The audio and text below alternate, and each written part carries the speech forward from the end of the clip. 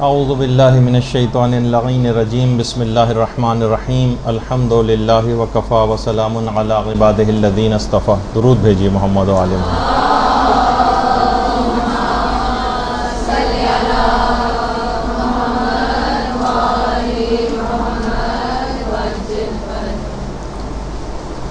جو کہ اکثر دماغوں میں آتا ہے اور یہ پوچھا بھی جاتا ہے کہ ہم بہت سے نیک کاموں کی اہمیت سے آگاہ ہونے کے باوجود اس کو کر نہیں پاتے، ان کی توفیق ہی نہیں مل پاتی۔ نماز شب کے سلسلے میں کتنی آپ نے تاکید سنی، لیکن نماز شب کی توفیق ہی نہیں مل پاتی۔ مثلا پڑھنے کے لیے اٹھا ہی نہیں جاتا، کتنے نیک اعمال اس طرح سے اور ہیں، یعنی جیسا ہم چاہتے ہیں ویسا عمل نہیں ہو پاتا، پھر ہم کیا کریں؟ دوسرے الفاظ میں ہمیں توفیق نہیں ملتی ان کاموں کو کرنے کی۔ تو دیکھیے یہ بات یاد رکھ لیجئے کہ مشیت خدا اور بندے کا ارادہ جب آپس میں مل جائے تو توفیق وجود میں آتی۔ بندے کا ارادہ اور پروردگار کی مشیت، ان دونوں کو ملنا چاہیے۔ ان میں اگر کوئی ایک چیز بھی کم ہے تو توفیق نہیں ملے گی۔ اور ہمیشہ یہ بات یاد رکھ لیجئے کہ گناہوں پر اصرار کرنے کے نتیجے میں توفیقات سلب ہو جاتی ہیں۔ گناہوں پر اصرار، بار بار کرتے چلے جانا۔ امام خمینی نے بہت ہی اچھی بات اس سلسلے میں فرمائی۔ فرماتے ہیں کہ بہت ممکن ہے کہ نامحرم پر فقط ایک بری نگاہ یا زبان کی صرف ایک بار چھوٹی سی لغزش، ایک طنز، صرف ایک دفعہ کا مذاق، صرف ایک دفعہ کوئی برائی طویل عرصے تک توفیقات کو ختم کر دے۔ بہت ممکن ہے اس بات کا ہونا کہ فقط نامحرم پر ایک بری نگاہ، ایک بار فقط زبان کی لغزش، ایک طنز یا ایک مذاق یا کسی بھی ایک ایسا کوئی برائی کا کام، اس سے توفیقات آپ کو ملنا طویل عرصے تک کے لیے بند ہو جائے،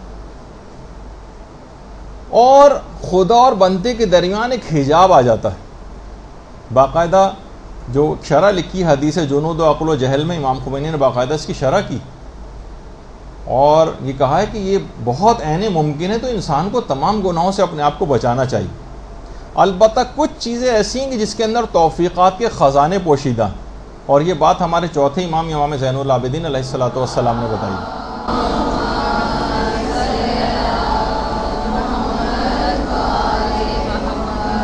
اور امام نے فرمایا کہ درود پڑھنے میں توفیقات کے خزانے پوشیدہ ہیں۔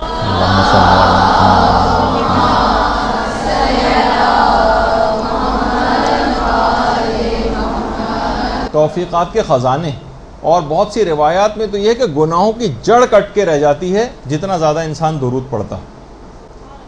اور دیکھیے توفیق کہتے ہیں ایسے اسباب پیدا ہو جائیں جس سے اطاعت خدا آپ کے لیے آسان ہو جائے، یہ بھی توفیق۔ اور اس سے مسلسل پھر نیک کاموں کا صدور ممکن ہو جاتا ہے۔ آپ کرنے جاتے ہیں لیکن کچھ ایسے گناہ حائل ہو جاتے ہیں آپ کی راہ میں کہ آپ کے لیے اطاعت خدا کرنی آسان نہیں ہوتی۔ ایسی جگہ مثلا آپ کی شادی ہو گئی، کسی فاسق و فاجر شخص سے شادی ہو گئی، وہ آپ کو مثلا پردہ نہیں کرنے دے رہا ہے، وہ آپ کو کوئی اور اس طرح سے کاموں میں روڑے اٹکا رہا ہے، مثلا آپ کے کوئی اور رشتہ دار ایسا ہے جو آپ کو ان کاموں سے میں رکاوٹ ڈال رہا ہے، آپ مدرسے آنا چاہتی ہیں وہ لوگ نہیں آنے دے رہے ہیں، مثلا تعلیم دین حاصل کرنا چاہ رہی ہیں، کسی اور جگہ سے کوئی رکاوٹ آ رہی ہے، نیک یعنی اس کا مطلب ہے کہ توفیق مل نہیں پا رہی۔ تو توفیق حاصل ہونے سے کیا ہوتا ہے کہ اطاعت خدا میں آسانیاں پیدا ہوتی ہیں، نیک کاموں کا صدور ممکن ہونے لگتا ہے، اور گناہوں سے انسان پرہیز کرتا ہے جس سے اس کی راہ پر چلنا بہت آسان ہو جاتا ہے۔ یعنی توفیق کے معنی یہ ہیں۔ اب جو چیزیں توفیقات دلواتی ہیں اگر آپ اس کے اوپر عمل کرنا شروع کر دیں تو یہ راہ کی ساری حائل رکاوٹیں ہٹتی چلی جائیں گی۔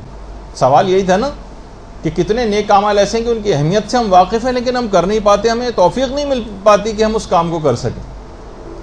تو ایک تو طریقہ ابھی آپ نے سن لیا کہ محمد و آل محمد پہ درود پڑھنا، یہ توفیقات کے خزانے اس کے اندر پوشیدہ ہیں۔ اللہم صلی علی محمد و آل محمد۔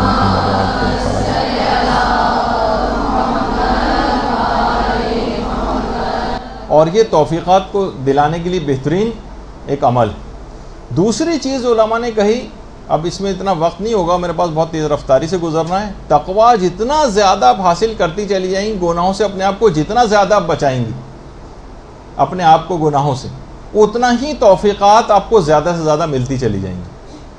آپ عمل کر کے دیکھیے، ایک ایک کر کے گناہوں کو ٹارگٹ بنا کے کم کرتی چلی جائیں، آپ کو عبادات کی توفیقات ملتی چلی جائیں گی۔ اس کا اتنا وقت نہیں ہے، صرف ہیڈنگ ہی چاہیں تو لکھتی جائیں۔ دوسری چیز یہ ہے کہ جتنا علم بڑھاتی چلی جائیں گی اتنا توفیقات ملنی شروع ہو جائیں گی۔ علم کے بڑھنے کا توفیقات کی زیادتی میں بڑا عمل دخل۔ جتنا علم بڑھے گا اتنی توفیقات بڑھیں گی، جتنی جہالت ہوتی جائے گی اتنی توفیقات کم ملیں گی۔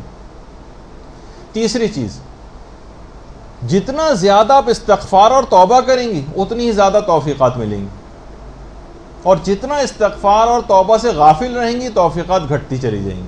یہ سب آپ کے اختیار میں، جتنے چاہیں عمل کرتی چلی جائیں، جتنی چاہیں توفیقات کو بڑھاتی چلی جائیں۔ اگلی چیز، مخلوق خدا پر جتنے زیادہ آپ احسانات کریں گی، لوگوں کو سہولیات مہیا کریں گی، ان کو آسانیاں مہیا کریں گی، ان کے لیے مشکلات نہیں کھڑی کریں گی، اتنی ہی توفیقات آپ کو ملتی چلی جائیں گی۔ اور جتنا لوگوں کے لیے مشکلات کھڑی کریں گی، گھروں میں لڑائی جھگڑے کریں گی، ساسوں کے ساتھ لڑائیاں ہوں گی، بہوؤں کی ساسیں بہوؤں کے ساتھ لڑائیاں کریں گی، گھر کے اور رشتہ دار آپس میں غیبتیں کریں گے، ایک دوسرے کے خلاف جتنی چیزیں ہوتی چلی جائیں گی اتنا ہی زیادہ توفیقات گھٹتی چلی جائیں گی۔ مخلوق خدا کے لیے جتنی احسان اور آسانیاں آپ جمع کریں گی اتنی ہی زیادہ آپ کو توفیقات ملیں گی۔ اب آپ کو سمجھ میں آ رہا ہوگا یقیناً کہ توفیقات کیوں گھٹتی چلی جاتی۔ پھر اس کے بعد جتنی آپ کی نیت نیک ہوگی لوگوں سے متعلق اتنی زیادہ آپ کو توفیقات ملیں گی۔ چاہے عملاً آپ بہت سارے لوگوں کے خلاف بات نہیں کر پاتی، عملاً اقدام نہیں کر پاتی، لیکن آپ کی نیت ان کے متعلق صحیح نہیں ہوتی، ان کو آپ ترقی کرتے نہیں دیکھنا چاہتی، ان کسی اچھی جگہ شادی ہو جائے تو آپ حسد میں مبتلا ہو جاتی ہیں، کوئی اور نعمت کسی کو مل جائے تو وہ بظاہر اچھے بن کے ملتے ہیں لیکن دل سے نیت اور نیک نیتی آپ کے نہیں ہوتی۔ معاشرے کی بات کر رہا ہوں، خدا نخواستہ آپ اس سے مراد نہیں۔ تو جتنی نیک نیتی ہوگی اتنی توفیقات ملیں گی، اور جتنا دیگر لوگوں کے لیے برائی آپ کے دل میں پائی جائے گی اتنی توفیقات گھٹتی چلی جائیں گی۔ اسی طرح سے اچھا اور دیندار دوست یہ توفیقات کو ملنے میں بڑا معاون ثابت ہوتا ہے۔ اچھا دوست، اچھی دیندار سہیلیاں، اچھے دوست پیدا کرنا، وہ خود بھی نیکی کی راہ کے اوپر گامزن ہوتا ہے اور آپ کو بھی اپنے ساتھ لے کر چلتا ہے، اور نئی نئی نیکیاں آپ کو کرنے کو ملتی۔ اسی طرح سے دعا کرنا یہ خود توفیقات دلواتا ہے۔ جتنا آپ دعائیں کریں گی، جتنی آپ پروردگار عالم سے حاجتیں طلب کریں گی، جتنے زیادہ ائمہ کے واسطے دیں گی دعاؤں کے سلسلے میں، جتنی دعائیں ہوں گی اس کے مقابلے میں اتنی زیادہ آپ کو توفیقات ملیں گی۔ اور اسی طرح سے علماء نے فرمایا کہ جتنا آپ کا صبر مصیبتوں کے اوپر، پریشانیوں کے اوپر بڑھے گا اتنی ہی آپ کی توفیقات میں اضافہ ہوگا، اور جتنا آپ بے صبری کا مظاہرہ کریں گی، کسی نے ذرا سا آپ کو کچھ کہہ دیا آپ بڑھ کے اس کو جواب دینے لگیں، کسی نے ذرا سا آپ کے خلاف بات کہہ دی تو آپ بھی اس کے پیچھے لگ گئیں، توفیقات کم ہوتی چلی جائیں گی۔ ان اللہ مع الصابرین جب بھی کہا جاتا ہے اللہ صبر کرنے والوں کے ساتھ ہے، جب اللہ ساتھ ہو جائے گا تو کتنی توفیقات حاصل رہیں گی۔ اور اسی طرح سے نیک کاموں کی تلاش اگر آپ کرتی رہیں گی کہ رضایت خدا کس چیز میں، جیسے کہ ہم نمازوں کا سلسلہ چل رہا ہے، بہتر سے بہتر نماز کیسے پڑھیں، ثواب کس میں زیادہ ہے، ثواب کس میں زیادہ ہے، کوئی بھی عمل آپ کرنے جا رہی ہیں فوراً یہ دیکھیں کہ کون سا طریقہ ایسا ہے میں زیادہ سے زیادہ خوشنودی خدا حاصل کر سکوں۔ نیک کاموں کی تلاش میں رہیں، یہ نہیں کہ بس وہ 2-4 چیزیں آپ نے پکڑ رکھی ہیں بس اس کے علاوہ کسی طرف نگاہ نہیں، نئی سے نئی چیزیں نیک کاموں کی تلاش کریں، خود بخود توفیقات آپ کے پیچھے پیچھے آئیں گی۔ تو بہرحال دل کو اگر مائل کیا جائے، نیکی کرنے کا ارادہ کیا جائے اور مستحکم ارادہ کر لیا جائے اور پوری قدرت و استطاعت کے ساتھ اس کو وجود میں لایا جائے تو خود بخود پھر علماء فرماتے ہیں کہ توفیق مل جائے گی۔ یعنی مصمم ارادہ کریں اور عمل کر ڈالیں، پھر آپ دیکھیے کہ توفیقات آپ کو کیسے ملتی۔ تو یہ ایک سوال اس کا بھی جواب ہو گیا کہ ہم بہت سی چیزوں کو نہیں کر پاتے ہیں لیکن اس میں ہمارا اپنا قصور ہوتا ہے، جو کہ آپ نے سارے قصور بھی سن لیے، اور اس کے برخلاف کون سے اعمال کریں تو ہمیں اس کو راہ سے ہم اپنی تمام رکاوٹیں ہٹا دیں گے اور ہمیں توفیقات کے خزانے حاصل ہونے لگیں۔